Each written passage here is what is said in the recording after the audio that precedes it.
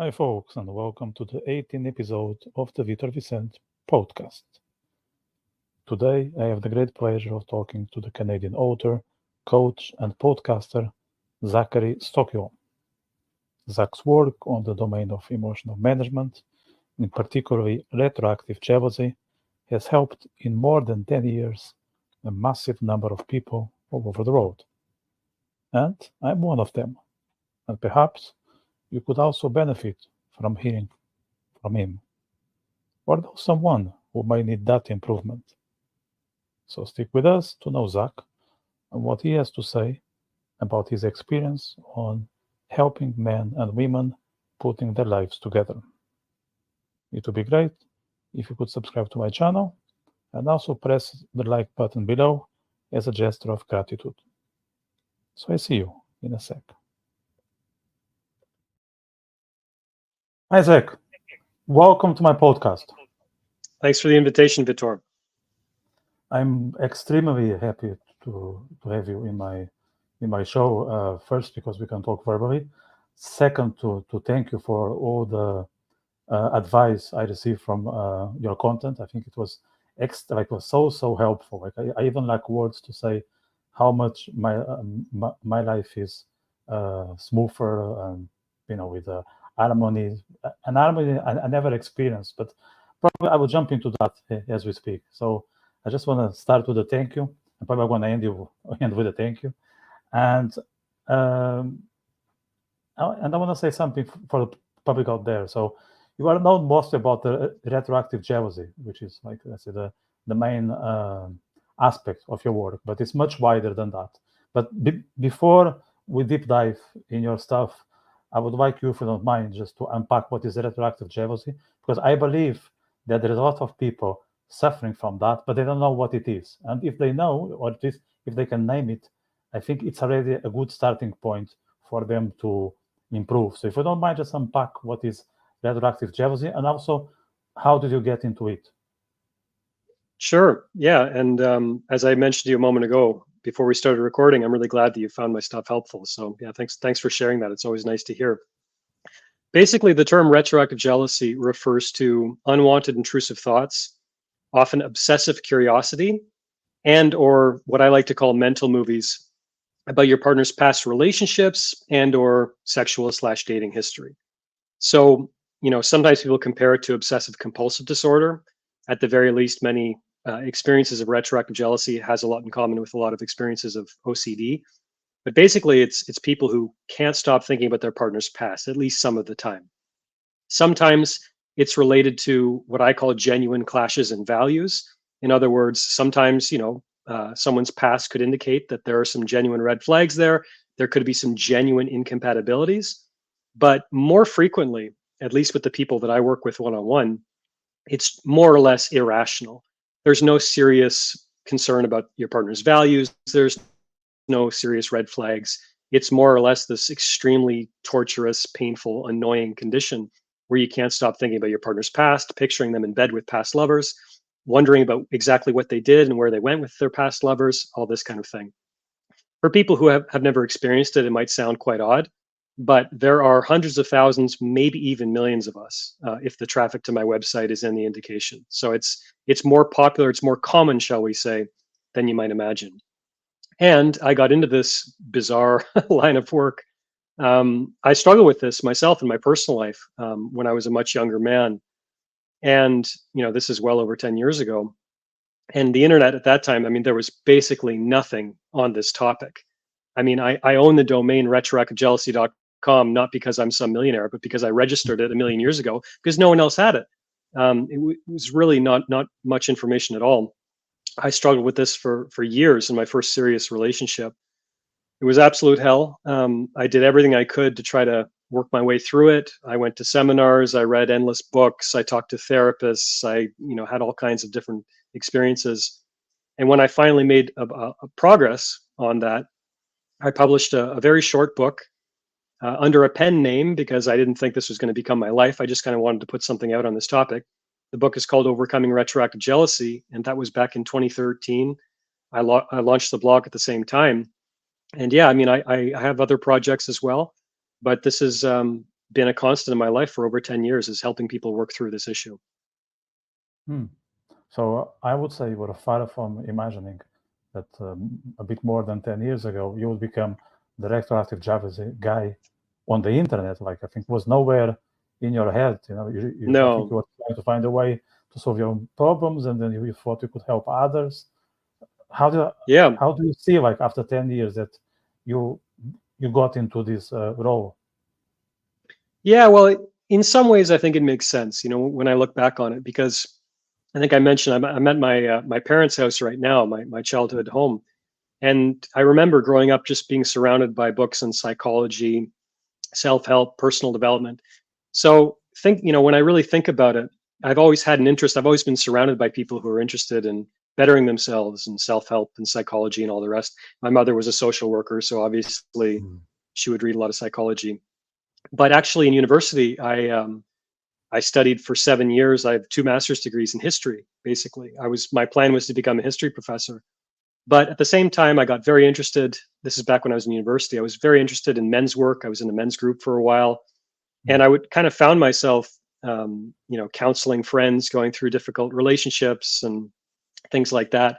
I'd always been very interested in that. I always felt moved to help people in one way or another. So in some ways, it's strange looking back and thinking that I ended up as the retroactive jealousy guy. But at the same time, it kind of makes sense if you look at my entire history dating back to my childhood. Yeah. Well, I think at this point, for the people that are listening to it, there's already at least a handful of them thinking, maybe I'm one of them. I never thought about it, but I can relate to this problem, because it's not something that, let's say, you would realize right away, but it might ring a bell. So I know you have a whole course and the program available for people, which is extremely helpful. You have plenty of testimonials of individuals saying, men and women both, saying they changed their lives radically after going through that. But if you don't mind, just tell, like, in a nutshell, what people can do about it. I know you have videos about it. You just tell, like, I don't know, 3-5 steps that are major, like in terms of actions, ideas. Sure. Yeah. And just to be absolutely clear, I mean, if you go to my YouTube channel, there's literally hundreds of free videos. So if you don't want to, support my work financially, that's totally fine. There's all kinds of stuff available. But in terms of actionable steps, God, where to begin? Number one, I think one of the most important skills that anyone can learn who's dealing with retroactive jealousy is to separate your emotional response to the thought from the thought itself. Realize that when you have an intrusive thought, or when you have a thought that causes any sort of emotional response in you, there's actually 2 processes going on. We almost imagine it as being one and the same, where we get a painful thought and the thought is painful, and it's almost like a package, but it's not. There's the thought that pops into our head, and then there's our reaction to the thought. As I often say, we can't always do a lot about the thought popping into our head, but we can do a lot about learning to manage and control our emotional response to the thought. And this is where the gold is. This is where the miracles truly start to happen. Because once we start getting a handle on managing our emotional response to the thought, if we build up that habit over and over and over again of managing our emotional response to the thought, eventually our brain's going to get the hint that, we don't need to be thinking about this all the time. Our fight or flight impulse isn't necessary. There's no serious problem here. And eventually those thoughts will start to fade. That begs the question, how on earth do we manage our emotional response to the thought? And I think that a lot of it can start with the breath, learning how to manage our breath and learning how to gauge and manage our physical response to these thoughts. Because as we all know, body and mind are connected, right? We often want to tackle mental problems all in our head, but if we start getting into our body more and learning to manage our physical response to thoughts, that can impact our mentality as well. So as I say, it starts with the breath. So you get an intrusive thought, starts causing all these emotional responses in us. Number one, ask yourself, am I breathing right now? Because 99 times out of 100, when someone's going through one of these episodes, they might not be conscious of it, but their breath starts to get very, very shallow. They're not breathing really deeply into their lungs. It's almost up around their sternum, very short and shallow. And when we do this, it compounds everything. It sends a panic response to our brain. So that's going to feed the intrusive thought even more. It's going to feed panic. It's going to cause our fight or flight instinct to kick in. So if we can learn in those moments just to take a few deep breaths, it's the oldest advice in the world, right? Everyone gives us, just take a few deep breaths and relax. But it's a cliche, it's cliched advice for a reason. It really does help. It really does work. So number one, make sure you're breathing. Number two, you can ask yourself, what's my body doing right now? So one of the ways you can do this is you can almost pretend like you're outside of yourself looking at yourself. So most people, when they're going through an experience of retroactive jealousy or intrusive thoughts, there's some kind of tension on their body. So for me, my shoulders used to get kind of tense, and I would almost be squinting a little bit. It took me a while to realize this, but this part of my face would almost get a little bit tight. So again, we're interested in breaking patterns. Just take a minute to shift your physicality a little bit. It sounds silly. It sounds like, well, I'm dealing with this thing, this problem with my partner's past. Why is he talking about, moving your body and breathing and all this stuff? It's because these are very easy, simple, practical, non-intellectual ways to start to change some of these patterns that have often built up in our body over many, many years. So that's two things to start doing. I could talk about a lot more. We could talk about meditation practices. We could talk about mindfulness practices. And also, depending on someone's experience of retroactive jealousy, I think it's very useful to start getting a handle on how much of this problem is truly irrational versus how much of this problem is actually rational. And that's where talking to a good therapist or a coach or someone like me, that can be very useful in talking through your feelings and trying to get a better handle on whether there's actually a problem with your partner's past or whether it's simply you can't stop thinking about it. Mm. It's interesting that some of the advice you gave, it's physical, and it's not what people would expect. And I truly believe that we can solve some of our mental issues or psychological drama just by taking action, just by doing something, just by being active, just by accomplishing something domestic. I think it was you. One of your videos you were saying, well, if there is nothing useful to do, just do the dishes, and you'll feel much better afterwards. There is this reward, and the reward is full of positive emotion, and at least for, let's say, half an hour, 1 hour, your life will be much better, and you probably will forget about all those mental movies. So it seems that the physical stuff is crucial, isn't it? Absolutely, yeah. So back in 2014, I started a secret Facebook group for students who take my online course, Get Over Your Partner's Past Fast. And people come and go, depending on, some people just want to move on from this topic completely. I completely understand that. But I think right now we're pushing 600 people, and a lot of people have been in there for many years. It's great. But anyway, sorry, this is composed exclusively of either past or current retroactive jealousy sufferers. And at least, once a month, someone will start talking about exercise, and oh my God, I just started this simple exercise routine based on Zach's, advice, and this has made such a difference in my overall life. And again, it's not original advice. It's not groundbreaking advice. We all know that physical exercise is good, but you're absolutely right. I think people often underappreciate how impactful it can be to make changes to our body or to do something physical or whatever when we're dealing with mental problems. So you're absolutely right. It's so important. Yeah, I actually have a guest here who is a personal trainer. He owns his own gym company or fitness company. They don't have gyms; they just look after a few gyms for clients. And he said one sentence. I think it's not his. I think it's probably an Irish sentence. I don't know, or some English speaking sentence. They say, I don't want to get it wrong. I think it was "motion is lotion," and that's absolutely true. Yeah, absolutely true. Yeah. Yeah. See, I have a dirty mind, so my mind goes somewhere different. But no, it's good. I like it. Yeah. It's good. I like it. Well, it can be motion with someone. It doesn't need to be exactly. on your own. Shared motion, absolutely. Shared motion. Yeah. So it seems that some of these issues are related to OCD or some sort of obsession or compulsive behavior. Certainly can be, yeah. Not all the time, but it certainly can be. So in this case, maybe it's a bit more complex because it's probably like a person's condition, it's or the way they were brought up. So, is there a distinction between those who were built to this pattern, or they end up like this because, I don't know, they met the wrong person? Do you see different paths, or how do you see the whole universe of retroactive jealousy sufferers? Yeah, I would say there's no one type of retroactive jealousy sufferer. There are some commonalities, some patterns, which I'll discuss in a moment, but there isn't just one type. When I was struggling with this myself, I thought, well, this is probably just a guy thing.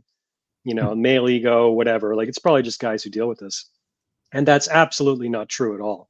I mean, I have many, many women clients. I would estimate that the majority of people who find me are still men, but it's a slight majority. It's not an overwhelming majority. There's all kinds of women who struggle with this. Gay men, lesbians, transgender, I mean, you name it. Any kind of person can struggle with this. I don't think there's one common cause. There are sometimes potential causes, like for example, this wasn't true of me, but sometimes people who grew up in particularly conservative environments with really conservative ideas about women or men and sex and dating, I think sometimes those people perhaps are more prone to struggle with retroactive jealousy. But again, speaking about my own experience, I didn't grow up in an environment like that, and my symptoms were the exact same. So it's tough to say.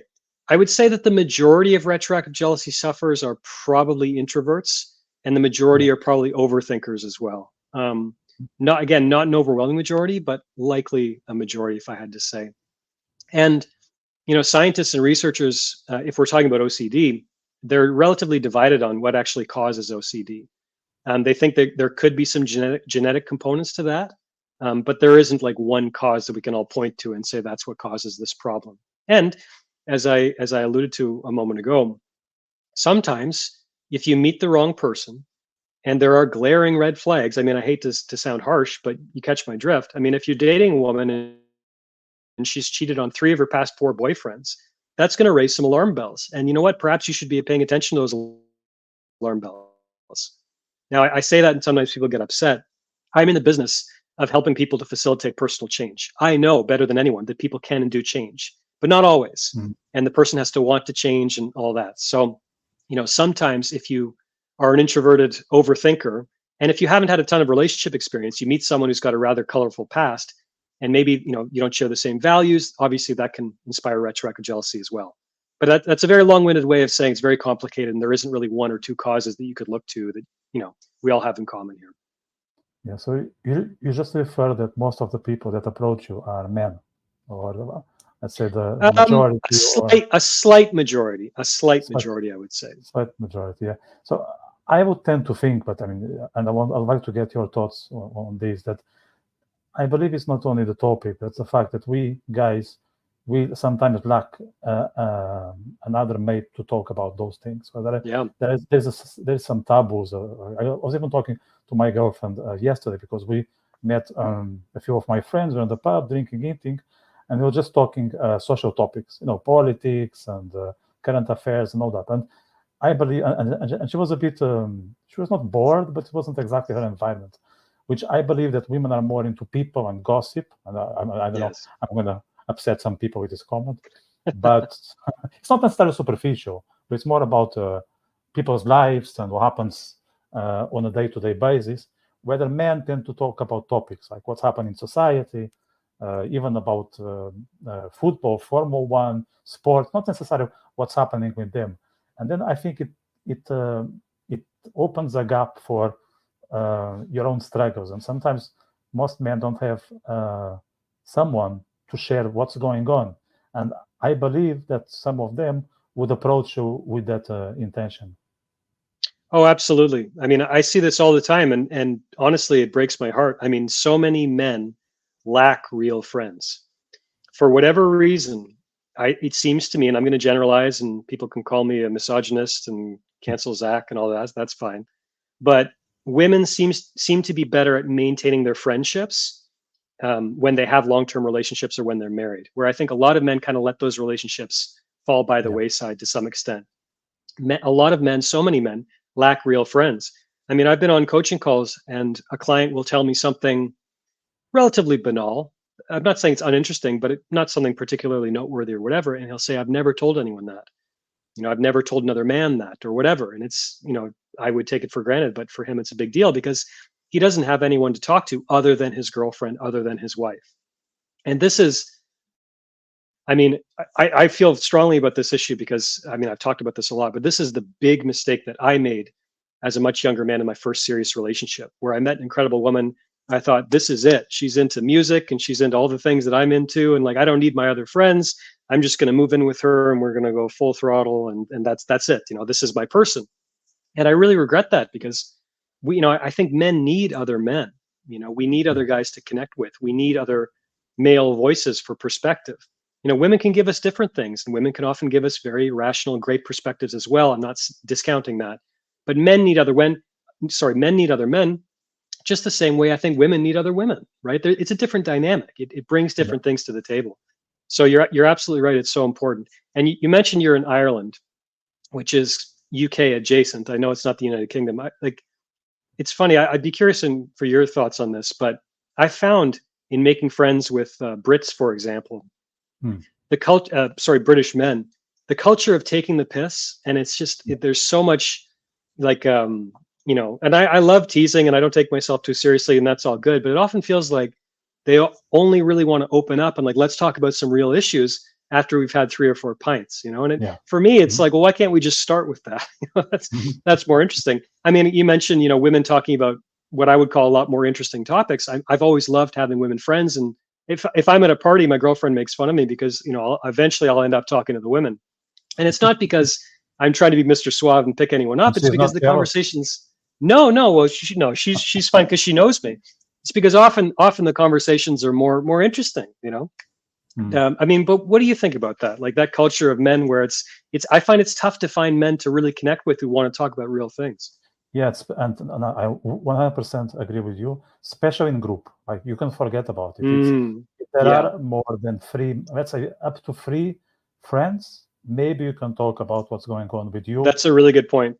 But after 3, I'm talking about 3 people, not 3 beers. Huh? After 3 beers, even it's impossible. But more than 3 guys, it's not going to happen. I just give up. That's why sometimes I like to meet friends that don't have the habit of bringing others. Because let's say I'm meeting friend X with the objective of talking about Z, and then they come up. John and Jack are coming, and I'm like, oh. Then I won't be able to share the things I wanted. So I think, but most of my friends are not like that because they know that we meet for a purpose. So we are there for a specific conversation. They know that things are going on. But it happens. It happened more when I was younger. As you grow up, people are more adults, or they should be, and they know your patterns, they know your interests. But in the past, I remember being very frustrated because I wanted to meet with that specific guy because I know we're going to have that specific fun. And then 2 other tag along, and it's a totally different night out. So I had a really hard time with that, and I had very serious issues to hang out with men because I only had a sister, and all my cousins are female. So for me, like going out with guys was always strange. It took me maybe until my early 20s to be okay with it, not to be fine, just to be okay with it, which is quite late. Like you should be able to hang out with mates. Let's say at least by the time you go to university, age of 18. Yeah, that's really interesting. And I mean, for any guys watching this, especially younger men, I would say, don't make the mistake I made. Make sure to keep investing in those male friendships. I mean, I've come a long way in that. I mean, I learned that lesson, early on, and I'm grateful for that. But keep investing in those male friendships. And again, in my view, it's hard to find good, solid male friends who are interested in personal development and all this stuff. So if you find guys like that, if you find a little community, keep investing in that, regardless of your relationship status, because it's you're right, it's very important for sure. Yeah, and I think another mistake that men do, and Jordan Peterson was saying that the other day, that especially when they are young, is putting their girlfriends in the pedestal. Oh yes, tear down the pedestal. Yeah, that's a huge mistake. It's a huge mistake for you, a huge mistake for her, because she might enjoy being on the pedestal for, I don't know, for a weekend. I mean, everyone enjoys it. I enjoy it as well. But for the whole time, I think it will just ruin the relationship. Nope. Yeah, that's another, and I talk about this a lot too in the context of overcoming retroactive jealousy. If you're putting your partner up on a pedestal, they have no choice but to look down on you. Ultimately, they don't want to be up there, woman or man. Because often when guys put a woman up on a pedestal, there's all kinds of unspoken nastiness around that. They might be feeling resentful because, well, I thought you were this angel, and how dare you date that, idiot 4 years ago? Like, well, you're not this angel. And, there's often quite a bit of nastiness associated with that. And I mean, I don't think any quality woman wants to date a kiss ass, a guy who just worships her. It's like, women are human beings. They're people. They're entitled to their mistakes and their flaws and their triumphs and everything in between, just like the rest of us. And again, I think about that line all the time. When you put someone on a pedestal, they have no choice but to look down on you. So it's toxic for the relationship. It's toxic for attraction over the long term. And eventually she's going to think, well, this guy, he's idolizing me. Like, I'm bored. I mean, like, this is getting to be a bit much. And I know that I'm going to disappoint him sooner or later. And he's going to be extremely distraught and he's going to be angry and all the rest. Like, women can sense in a deep level that, there's, that's not going to lead to good things sooner or later. I mean, talking about putting women on a pedestal, I don't know if you like on social media sometimes you'll see these, they call them thirst traps, right? These beautiful women, and the comments section just filled with guys, just all kinds of insane, lavish praise. And I'm so fascinated about what's going on there, like what the mentality is. Like, Cletus in Alabama, who's posting on Alex's Instagram page, who's this Brazilian bikini model. Like, does she think that she's going to see that comment and just be like, well, I got to get to Alabama. He just called me beautiful. Like, what's the mentality there? So yeah, guys, just stop doing that. It's horrible for your dating life, and women don't like it ultimately. No, that's the worst thing. If they check your Instagram profile and I don't know, half of the people you are following are bikini models, you can be sure that out of 20 women, 19 will give up on you right away. They are not even having a glass of wine or going for a walk with you. They just say, sorry, I just met someone else and I'm not interested anymore. So, and I would say, if you're posting thirsty comments on those bikini models' profiles, then 20 out of 20 quality women will walk away and not give you the time of day. Because, I don't understand the guys who are doing this. It's just, I don't get it. Yeah, it's pathetic. You also have a book about Breakup. I don't remember now the title of the book. Sorry, I'm very bad with titles, with names and all that. I have a book about Breakup Recovery Blueprint. Okay, I'm going to put all the stuff then in the description for people to have a look and perhaps purchase it. So how did you get from retroactive jealousy to Breakup? Well, take a guess. I mean, I experienced in my 20s a few breakups, serious breakups. And ultimately, they were all really good things. I mean, those relationships had to end. But as anyone who's ever been through a breakup knows, I mean, they're not easy. They challenge us, they push us. And I think that I got very interested in what people call breakup recovery. I mean, how do you work your way through that? How can you internalize all the lessons from that relationship, and how can you move on in a productive way that's going to serve you well moving forward? So again, I read it, similar to the retroactive jealousy stuff. I talked to all kinds of therapists and counselors, just getting their perspective. I mean, I like you, I hosted a podcast for a while where I interviewed experts. So I did that. And I boiled down a lot of, the lessons from my personal life into, how to move on from a breakup and how to get through that as quickly as possible, while not denying your feelings and internalizing and embracing those lessons that relationship taught you. And it's very interesting. I mean, if you look into breakup advice on a place like YouTube or whatever, it's so cynical, because I think so much of it, particularly targeted at men, it's not about getting over the breakup. It's get your ex back, right? Yeah. It's a very, very popular topic. This is how you get your ex back. And I just think that's so cynical, because the American comedian Louis C.K. has this great line about breakups and divorces. He says, anytime anyone's ever told you that they broke up, it's a good thing. Because all throughout human history, 0 happy, good relationships have ended in a breakup or divorce. That's happened 0 times. And I always think about that. Like, if the relationship ends, it's probably supposed to end. Now, sometimes people can break up, learn some lessons, do some work on themselves, and then reunite. That's great. And I support them 100%, but I think that's more the exception rather than the rule. So I think breakup recovery, it isn't about getting your ex back, it's about getting yourself back. And that's really the point that I try to emphasize in that book. Yeah, there is a way forward. Like, it's normal that at some point you feel stuck, that there are no options, you don't know what is the direction, you think you are among ruins, and you are, in a sense you are. Sure. Let's face it, but it doesn't mean that there is no new chapter. It might take some time to be built. It won't happen from one day to another. but it's there. Just it's not obvious. And most things in life are not obvious, especially those that matter and are meaningful and are long term. But maybe all you need, in my understanding, is getting some small gains. Let's say you are very depressed, and day after you manage to, I don't know, watch stand-up comedy on YouTube for 10 minutes and smile. That's already good.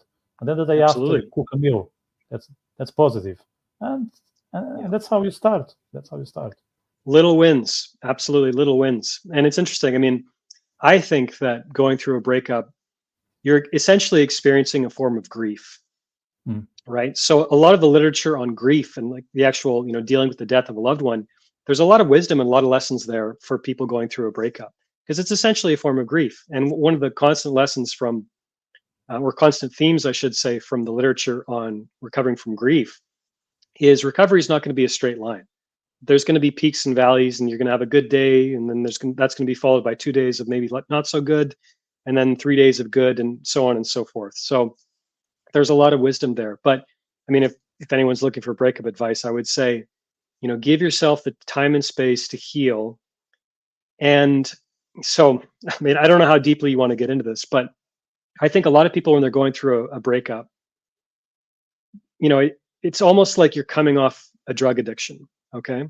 So let's say it's like that person represented, let's call it heroin for you, right? Like the love and the sex and the validation, and those are very, very potent, potent things to work with, and they produce really potent reactions in us.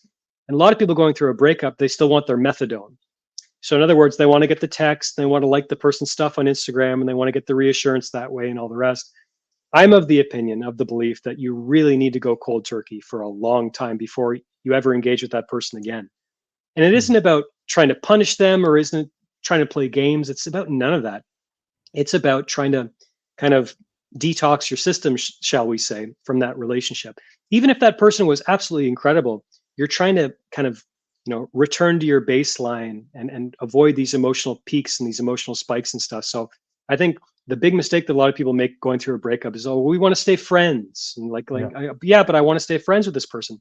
And often that's a genuine wish, and I get it 100%, but it's probably not serving you well long term. So I'm of the opinion that you really need to go cold turkey for a good long while if you ever want to engage with that person again. And again, it's not about playing games. It's coming back to getting yourself back, before you can be good with someone else.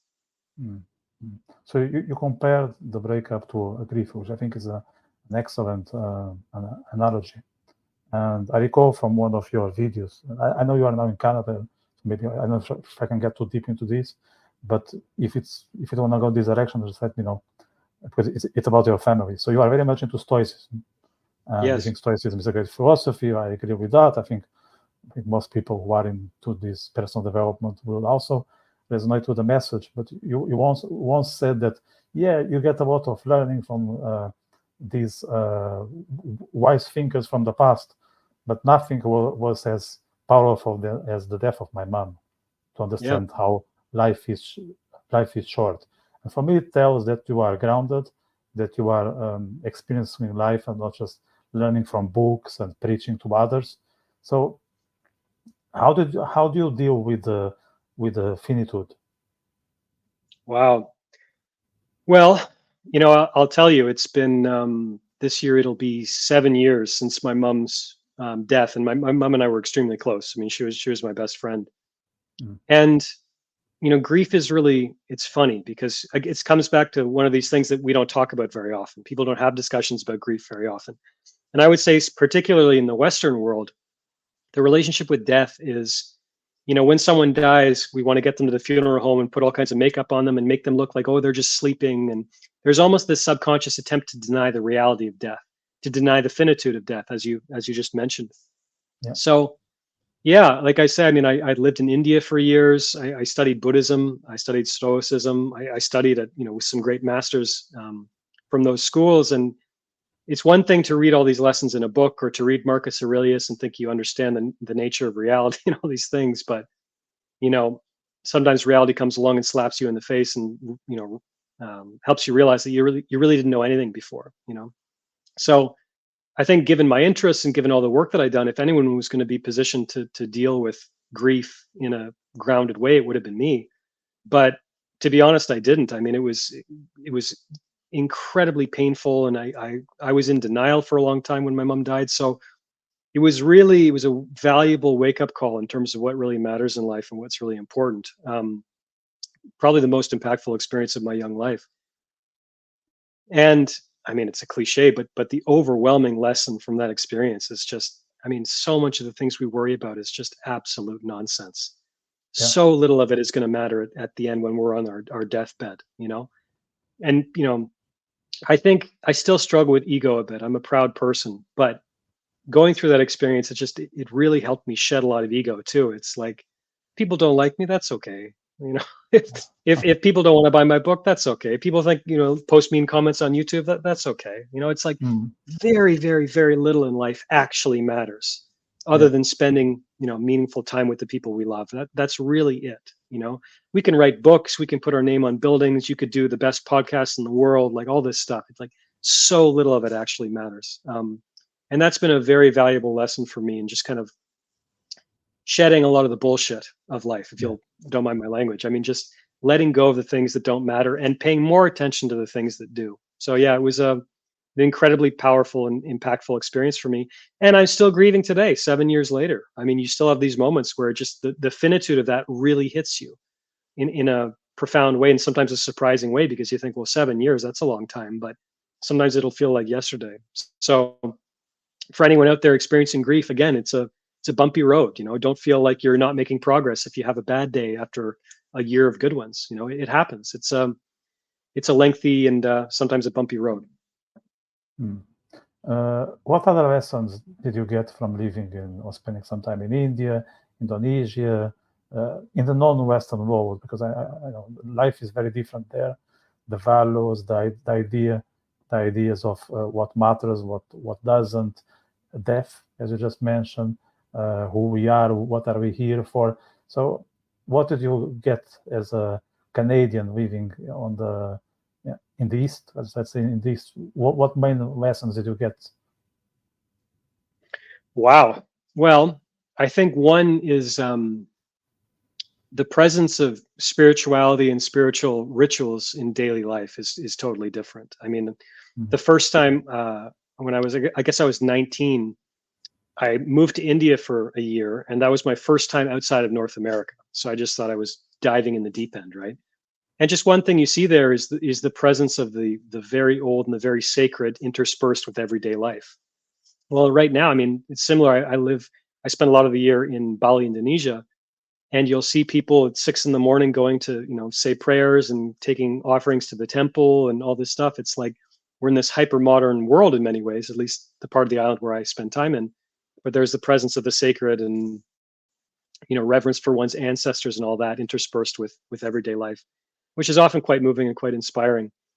And you know, in the Western world, there's a lot of talk about privilege nowadays. You know, people call it white privilege, male privilege, all the rest. Well, I think regardless of your feelings about that, if you go to a place like India with a Canadian passport, you know, from the middle class background and all the rest, and you experience some of the poverty that you see in a place like India, it can't help but change you and make you feel grateful for the accident of your birth, right? I mean, I think it's just an accident that I was born in Canada to, you know, middle class, good parents, because poverty like you can't imagine. I mean, I saw things in India that I'll never unsee. And that isn't to say that it's all bleak and depressing. Absolutely not. It's vibrant and it's alive and it's moving and it's frustrating and it's inspiring. And I think a place like India, it's just extremes, you know, extreme beauty, extreme disgust in some ways, and everything in between. But in terms of just the lessons of being a place like that, you know, another thing too is the importance of family, about how, you know, what you might want to call traditional family values and respect for one's parents, and, you know, the involvement of grandparents in the lives of children and stuff. I think that's actually really beautiful, and that's something that I'm going to strive to achieve in my own life, you know, with my current partner and all the rest. So yeah, that's some things that jump to mind when you ask that question. But it's tough because I kind of take it for granted. I mean, I've spent the majority of my adult life outside of Canada by this point, by a lot. So I think I've internalized a lot of that stuff just without even thinking about it. Yeah. And is there anything you miss from the West? I always ask this when I meet Western living in India, in China or in Indonesia? Is there anything you miss, and is there anything you don't miss? Okay, let me put this question in two. Yeah, well, the thing I don't miss is I think I mean, you live in Ireland. I've never been to Ireland. I've been to the UK. I have some You're sense of welcome. what it could be like over there. Yeah, I'd love to. I like your beer, man, Irish beer. But all the culture wars in the West, I don't miss Mm, that at all. You know, I mean, people talk to me about Canadian Prime Minister Trudeau and all the wokeism and all this mm, trans this and trans that and all. It seems like a lot of people in the West are very, very angry and at each other's throats a lot of the time. And you know, where I spend most of my life, that just doesn't exist, you know, and I don't miss that at all because I used to be an enormous news junkie. So I studied history and I'm still a voracious reader. And I used to spend a lot of time just watching the news and reading the news and all the rest. And actually, a big change for me in recent years is I do way, way, way less of that than I used to because you know, so much of this stuff, it does, again, coming back to what really matters, right? Like, how much is this week's headlines going to matter to me in the long run? Is this going to benefit me in any way? Do I really need to know about this stupid culture war happening in California? Like, no, not really. So I think that's one good thing about, you know, being an expat and spending most of my life outside of the West is I can kind of pick and choose what I pay attention to, and all the culture war stuff. mm, It's really not in my world most of the time. Um, in terms of things I miss, I mean, I think that we take freedom of speech for granted in a lot of the West. A lot yeah. of places I've been, a lot of places I spend time, you really need to watch what you say. You need to watch who you say it to. So I think that's a principle that I hold very sacred, and I think that we take it for granted in the West, and we should hold on to it. I mean, there's lots more. I mean, you know, the traffic where I live is absolutely insane, and just driving on these Canadian roads, it's like paradise for me. It's like, wow, you know, there's traffic lights and everybody obeys them, and this is incredible. You know, Yeah. things like that. Yeah, that's some things like that. Yeah, yeah, no, I totally relate to that. I'm into those cultural wars, and it's public and it's part of the podcast. It's also referred in some of my books, but they are a consequence of my own conception of the road and how we should behave in the road. That's Sure, one thing I want to tell to people. Like, it's if I personal for stand, you. yeah, if I stand for certain things, it's because I think they so they will matter, but they will come my way. This is not thing Yeah, number one, not thing number two, not thing number three. Number three, you mentioned freedom of speech. I think I relate this to dignity, and I think dignity is a value that I want to have in my life. And if I want to yes, have it, I need to fight for freedom of speech. That's why I end up engaging in those things. But it's all down to the question to how can you have a life that has meaning and makes sense to you and will make sense when you are in your deathbed, and then you end up, let's say, being on that side of the cultural war because they will interfere with your own beliefs and how you can put them in practice, but they are secondary. And I truly believe that those who are um, obsessed with those things, they have more serious issues than what's happening there. I think, and I say that for people who are on that side and on the other. It's a distraction. It's what when Jordan Peterson says, yes, clean your room before you go out there and tell others how to live. He's not only telling that to people who are into this woke shite, he's also telling that to the others. He's telling that across the board. Like, solve your hmm own things first. yeah, yeah, absolutely, absolutely. And it sounds like you've found a healthy outlet and a productive outlet for your concerns about the culture and stuff. I guess for me, just I see some people in my life, some people I come in contact with, friends and some family, where it seems like the culture wars, it's like it's eating them up and they're Yes. wasting all kinds of energy just consuming mindlessly and getting angry about all these things rather than actually doing something about it, right? I mean, Yeah. you mentioned Jordan Peterson, clean up your room. I always think of the line from a Buddhist teacher named Jack Cornfield. He has this great line. He says, "Tend to the part of the garden you can touch." Mm. Right?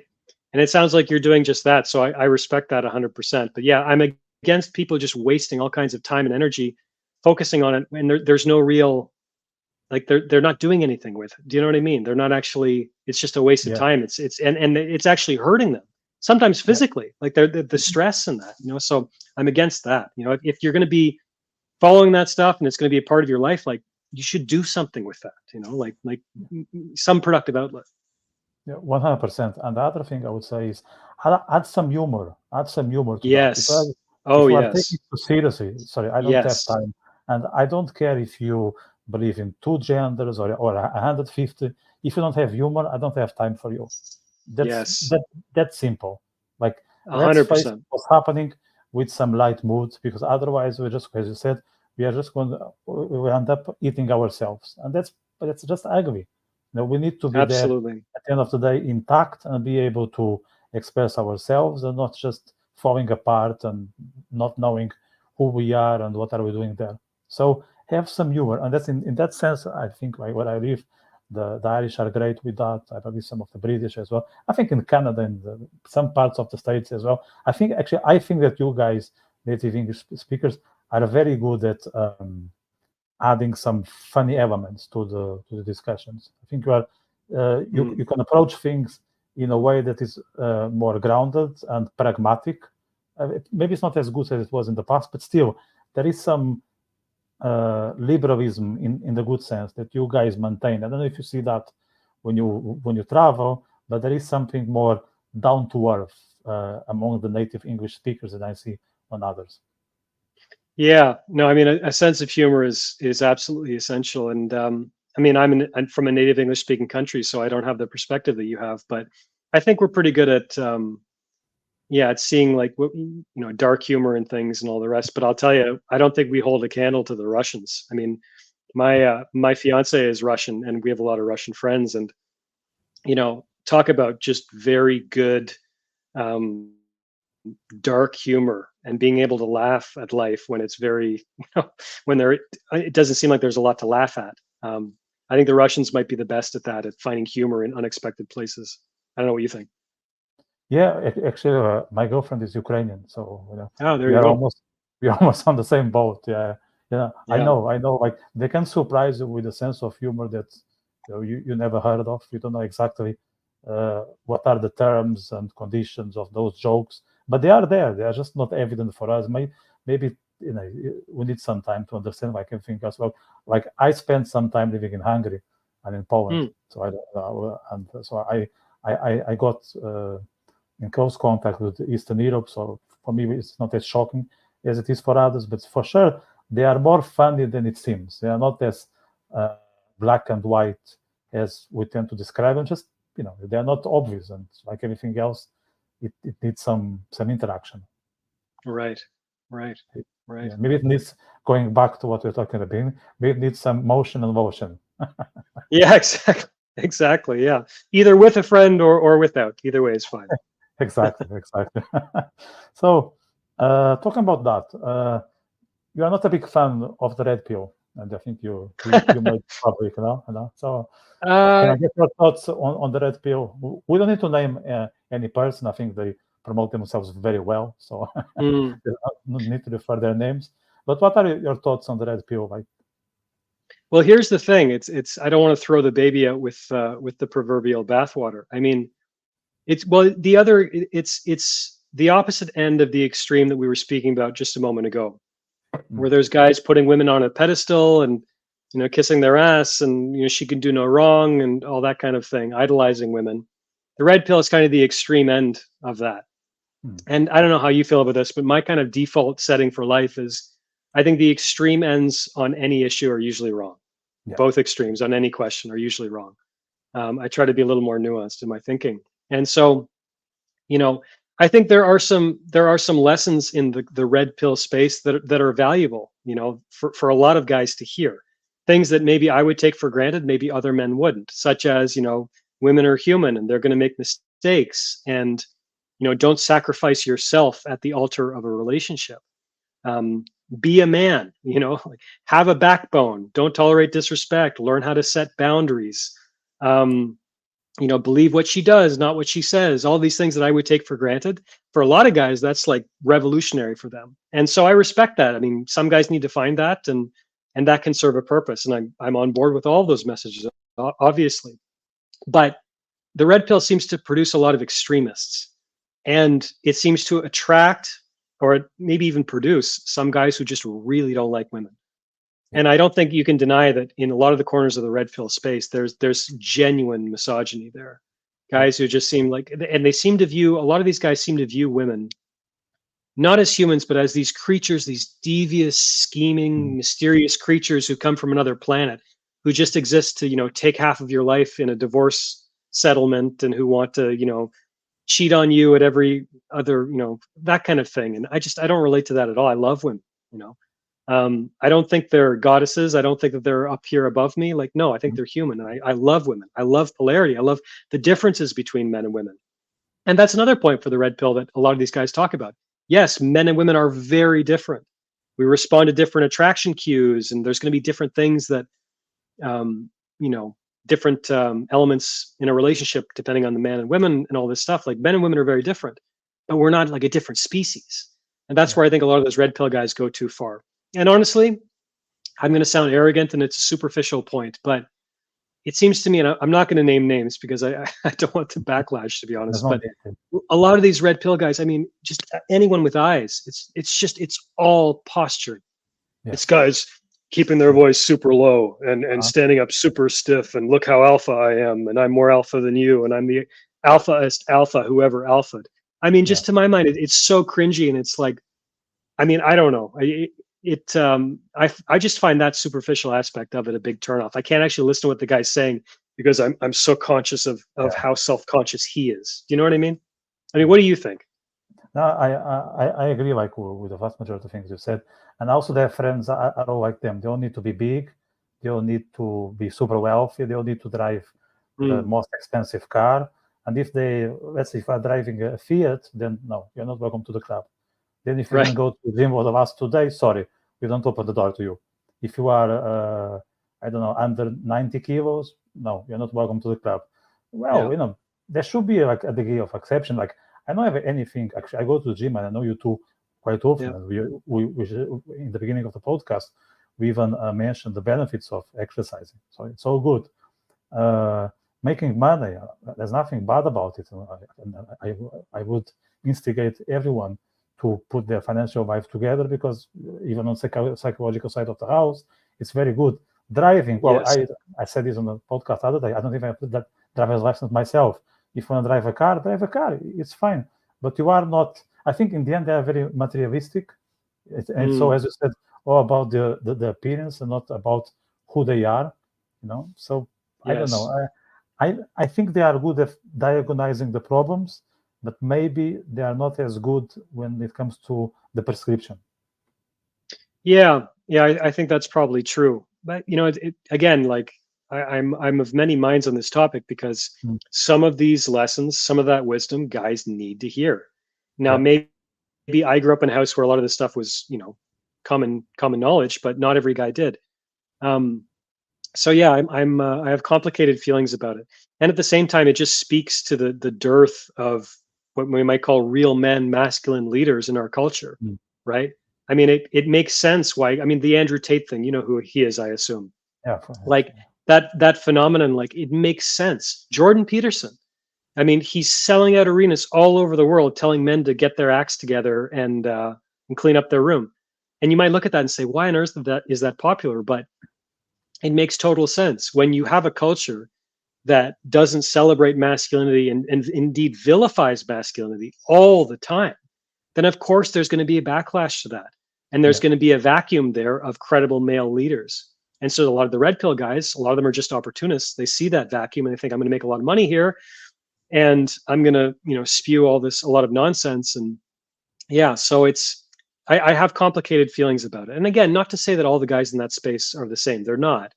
But I think where it gets into the stuff where it's like a lot of these guys just, I wouldn't want to go for a beer with them, because I can tell, like, they really don't like women, and it's like, what's better than women? Like, I don't relate to that personally. For sure, women are better than them. Yes, absolutely. Yeah. I think most people would agree with that. And but again, it's like, sorry, but it's a nuanced point, because again, some guys will hear that, that I love women, and they'll think, oh, you're probably some beta kiss ass. It's like, no, man, like, not at all. Like, you can love women without liking them all the time. You can love women with while at the same time setting and establishing clear boundaries. You know what I mean?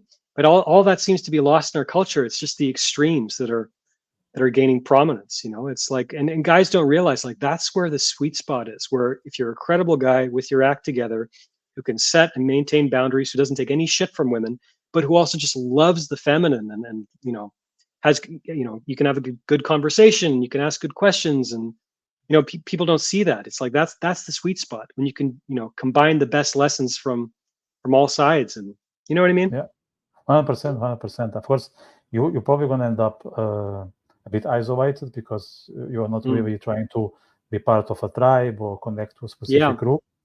So there is a price to that. But I think there's not only a price. There are also a lot of benefits. And I think you are what I would call a one-man media with what you do. Like of course, you have your own links and relations.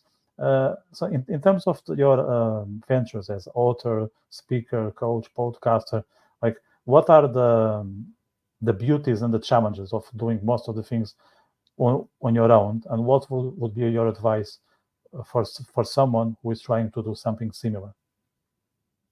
For someone who's trying to be an independent author, or someone who's just doing YouTube, or could you be a little more specific? Yeah, maybe both. Let's say someone wants to put their thoughts and ideas out there. They can they can write books, they can create a YouTube channel, they can do both. Basically, they want to start something with the things they know, and they want to share it with others. The methodology can vary depending on the individual, but they will do everything as a I don't like much the word, as a solopreneur. Yeah, well, be prepared for a lot of setbacks. Be prepared to work really, really, really hard. For years, no one's going to pay attention to you, and that's okay. Just keep working. But to be honest, the first thing that comes to mind is two sentences that I have. So I have this document where I have YouTube video ideas. Just, I get an idea, I throw it in this document, and then I'll make a video about it. I just made a couple of videos earlier today. Two sentences that is kind of my philosophy at the top of the document. First sentence is tell the truth always. The second sentence is what would be valuable to my audience. I was on a coaching call recently with a guy who is much bigger YouTuber than me. And he was asking me for some advice, and he was saying, well, yeah, I don't know what I want to post, and I kind of want to post about this, but maybe I want to do this, and maybe I actually want to do this. And it was all I. And I stopped him. I said, why are we talking about you? It's not really about you. It's about your audience, right? How can you be useful to them? How can you be helpful to them? If you focus on the value that you can provide your audience, you will find an audience, and eventually you'll get good feedback, and you'll be productive, and eventually you'll be rewarded for that. But I think it's tough because it's a tough market. I mean, there's a million YouTubers out there. It's very competitive. But I think if you want to do good in the world, just starting with that basic question of how can I be useful isn't a bad place to start. And I would also say, try to pick a niche. So, we're not all going to be Joe Rogan. Only Joe Rogan's going to be Joe Rogan, right? Pick a specific subject area or something relatively narrow that you could focus on, that you can really provide a ton of value. Stay consistent with that, and eventually you should find your audience. But just remember that without your audience, you have nothing. It all starts with them. And I think just always start with that question of how you can be valuable, how you can be useful. Yeah, 100%. Or if you talk about yourself, you need to talk about yourself in a way that you sound tangible, that you are one of, Yes. You can be you can be part of the audience. You're not just talking back to that pedestal. You're just talking like among the audience. But it happened that you have a camera and a microphone, and you decided to put your words out there, and you want to share. And I think people really want to resonate with those that are expressing themselves on the internet or on books, because I think those old days, I think we're more or less same age, but those old days of the author, let's say, or the writer that was living far from the humanity, writing books at, I don't know, at 10 p.m. in the evening, and then trying to publish them, but he'll never be able to, and he'll get everything released after death. I think these days are kind of gone. Like, now more and more artists and creators have the appetite, to be public. It doesn't mean that they want to be famous or they want to be tapped in the back, but there is more and more an interest for contact with the audience, direct contact. Absolutely, yes. And that's not to say that we all need to be posting incessantly about our personal lives on Instagram or something. Yeah, Absolutely not. And you might find that a certain channel, is better for you than others. Like personally, I like YouTube, but for someone yeah, else that might be Instagram or whatever. But you reminded me of something else, which is don't try to look or sound cool. You know what I mean? yeah, Because there's a lot of, like, talking about the red pill, there's a lot of guys and a lot of women like trying to look and sound cool, and you're not going to connect with people if that's what you're doing. If it's all posturing and you're worried about saying this and you're worried about that, there's a real liberation in just saying, oh, I'm just going to say what I think is true in the most effective way I can, and people are either going to like it or they're not. But at the very least, I don't think I'll be accused of being hypocritical or of being trying to, posturing or something. Just don't try to look cool, because if you're going to try to look cool, you're really not going to connect with people. yeah, yeah. Well, 100%. So, like personally, on the podcast, I just share topics that I'm interested in. So I always Yeah, benefit from these conversations. I talk to you for an hour. It's now an hour. It seems like 10 minutes because time just flies, which is great. But I already gain. I don't know how many followers I'm gonna get out of this conversation. How many likes? I'm not going to say I don't care. Of course, I care. But I already have my win. This 1 hour was yeah, fantastic. No, I had a great time. I feel better after our chat. So whatever comes, it's an addition. And I think that's the way to approach these things. Not thinking, oh, I want to get it all in once. No, it won't happen like that. Just enjoy what you are doing, and yeah, the things that will be put on top, they are just an extra, and welcome that and make something out of it. But you have to enjoy and be yourself all the time. So that's why I bring people that I can relate to, and I'm nearly sure that I can have a good time talking to them, and our conversation will be of interest for others. And typically this equation makes sense. So that's how I would approach it. So, what are your absolutely. plans? Is there anything you want to share that, or anything you have on the horizon? Anything new or anything developing? Yeah, I for several years now I've been working on a project about sex Mm, for straight men in particular. So I'm very excited about that.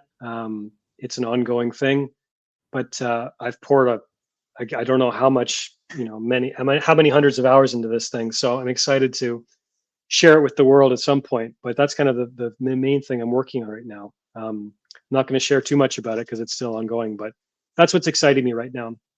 but Because is it a again, I think book there's a lot or of, what is it? well, I think it's going to be a book and a video course for men, because I Mm, think, we're fed a lot of lies in our culture. And I think one of the lies we're fed is, I think that people aren't conscious of men's sexual potential. We think that only women can achieve multiple orgasms and only women can do all these things. And it's like there's an entire universe available to men if he just has his eyes open. So I'm pretty excited about that. That's kind of the main thing I'm working on right now. And of course, I still do YouTube, and I still do one-on-one coaching and all the rest. yeah, and you do it very well. I want to say. Oh, thank you. Uh, I want to say what I said on the beginning. I hope people are still listening to us after an hour. If not, they're going to listen for the second time. But I don't mind because I think this needs to be said over and over again. I think your work is of huge help for people because you name problems, and I think there's no better beginning than knowing what's going on. At least Mm, give a name and a face. Like that idea that at least you can identify the monster and not only knowing that there is something threatening out there. I think it helps a lot. Okay, I know there's an issue. I can call it X, Y, Z, and it has this shape and form. So I think that's a mm. great beginning. So if people listen to your stuff, and probably they can also sign up for the course. I think they can live in a way in a much more harmony than they are right now. So I highly recommend your stuff, and I hope people will pursue your advice because it's really like night and day. I'm really glad to hear that, Vitor. And yeah, I really enjoyed talking with you today, and I'm really glad that you found my stuff helpful. It's never gets old hearing that. Yeah. So look, thanks very much for the chat. Was a fantastic pleasure. I hope we have the chance to catch up for maybe after your new work on sex for straight men. I think there's a lot to talk about it. So Yeah, yeah, great. Thanks very much, cool. Vitor. I appreciate it. Thanks, Zach. Okay, have a good evening. Take care. You too. Thank you.